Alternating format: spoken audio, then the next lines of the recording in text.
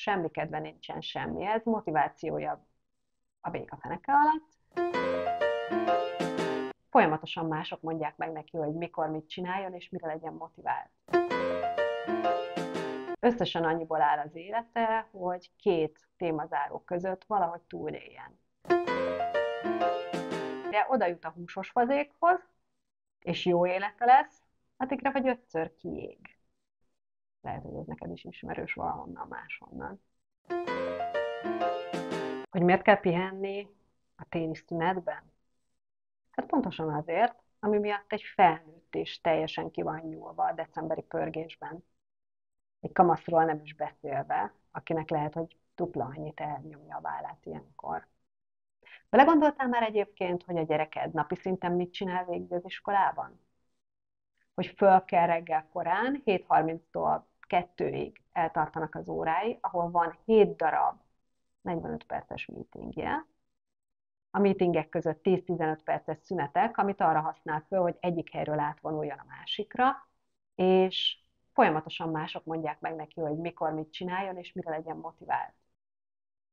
És aztán ez a gyerek fogja magát, megebédel, fél órás kis szünet, és kezdődnek az iskolai szakkörök, meg az egyéb elfoglaltságok, külön órák, az edzések, amelyek megint nem biztos, hogy arról szólnak, amit ő szíve szerint csinálna, de megcsinálja. Aztán hazamegy, lehet, hogy még betol egy kis uzsonnát, vagy vacsorát, vagy bambul ki a fejéből, és kezdődik a következő, az esti műszak, amikor a másnapi meetingjeire fölkészül. És még az is lehet, hogy éjfélkor fog csak lefeküdni. Hogy aztán másnap újrainduljon a verkli. Jó, rendben van, nem volt ez másképp 30 évvel ezelőtt sem, amikor én jártam a középiskolába, de ennyire talán nem volt kiélezett a helyzet, ennyire talán nem volt bizonytalan, hogy mi lenne az, amit tanulnunk kellene ahhoz, vagy mi lenne az az irány, amit választanunk kellene, hogy jó életünk legyen. Mert hogy jelen pillanatban a munkaerőpiacon fogalmunk nincs, hogy mi lesz 5 év múlva. És persze szülőként ebben a nagy bizonytalan helyzetben is mi az, amit leginkább is mondunk? Hát azért egy picit feszítse már meg magát, egy picit tegye oda magát. Mert nem hiszem el, hogy nem fér bele még ennyi. Azért, hogy jó élete legyen, és tényleg a megfelelő diplomát meg tudja szerezni magának. Igen, csak közben szegény, mire oda jut a húsos fazékhoz, és jó élete lesz, addigra vagy 5-ször kiég. Még az iskolai évei alatt. Először akkor, amikor 8-ban, fél éven keresztül másról sem szól az élete, mint hogy reggeltől estig matek és magyar központi felvételi feladatsorokat gyakorolván, és azokat leharcolván éli az életét, hogy aztán elmehessen januárban egy szombati napon a központi felvételire, megírja, valahogy megkönnyebbüljön, meglegyen a felvételi beszélgetés, és bekerüljön a középiskolába. Lehet, hogy abba, amelyikbe tényleg szeretett volna, vagy legalábbis valamilyen jó kis középiskolába. Ahol aztán jön már is a második kiégés rögtön az elején, és rájön arra, már 15 évesen, már az első fél évben, hogy itt bizony annyi tanulás nem lesz elegendő, mint amennyivel beérhette felső tagozatosként. És ez aztán annyira kiégeti, hogy lehet, hogy 16 éves koráig is eltart, mire kiheveri, amikor jön az újabb kérdés, hogy ugyan már az áhított egyetemi diplomához melyik az a 2 fakultáció, amit választania kellene, hogy mindenképpen jó helyre tudjon bejutni. Aztán 2 éves taposómalom, 17-18 éves korában, azért, hogy eljuthasson az érettségig, ahol mire elvégzi, mire bizonyítást nyer az, hogy ő valóban képes arra, hogy az összes érettségi tantárgynak az összes feladattípusát leharcolja, addigra úgy kiég, mint a pinty. Mert bele kell tennie apai anyait, hiszen csak ez az egy esély van, hogy bekerülhessen áhított egyetemére. Az első fél év közepén, annak ellenére, hogy nagyon boldog, hogy itt lehet, kiderül, hogy itt már egészen más stratégiára van szükség. Nem a napi szintű tanulásra, hanem hosszú távú tervezésre és egészen komoly felkészülésekre.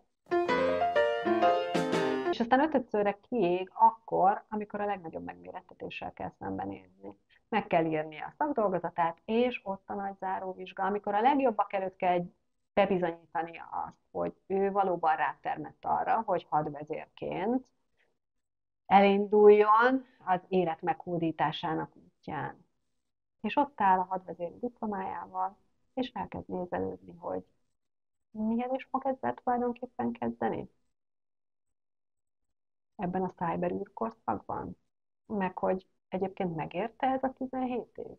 Szóval visszatérve az eredeti kérdésre, azért szükséges pihenni az őszi, téli, tavaszi, nyári szünetben, meg egyébként hétvégenként is, tehát nem tanulni, hanem valami más csinálni, hogy tudjon impulzusokat gyűjteni. Hogy ezt a 17 hosszú évet, ezt úgy tudja végigcsinálni, hogy meg tudja újítani magában a motivációját. Hogy nem arról szól hajnaltól késő éjszakáig az élete, hogy megpróbál 17 év alatt reggeltől estig tartó munkával valami olyat megtanulni, aminek a végeredménye nem biztos, hogy hozzásegíti ahhoz, hogy boldog és magabiztos legyen, és hogy egy megfelelő karriert felépítsen magának. Arról nem is beszélve, hogy 17 év megfeszített küzdelem után mihez lenne neki még energiája egyáltalán? Na ehhez kell a pihenés, hogy nehogy csak az legyen, hogy folyamatosan ugyanarról az egy dologról szól az élete, a tanulásról, vagy nevezhetjük akár munkának is. Mert ezer más dolog van az életben, ami fontos lehet egy ember számára, hogy szép, kerek legyen az élete, és legyen benne valami olyan is, amiért igazán tud küzdeni. És ez az, amiben tudsz neki segíteni, hogy folyamatosan figyelmezteted arra, hogy ezen túlmenően, hogy tanul, nagyon-nagyon sok olyan dolog van, amit még csinálhat. És csináljon is. Hogy úgy induljon a karrierjében, hogy van még életenergiája, hogy megmaradt még annyi életöröme, hogy fel tudja építeni magának a saját életét. És itt van neked nagyon nagy szereped. Apropó, a te gyereked mit csinál téli szünetben? Ha tetszett a videó, lájkold, és iratkozz fel a csatornámra, mert jövő héten megint jövök egy új témával, a téli szünettel kapcsolatosan. És a tanulási gyorsítóság csoportomban is megtalálsz a Facebookon és az Instán, vagy a pályákvista.hu-n, ahol feliratkozhatsz a hírlevelemre. Találkozunk jövő héten!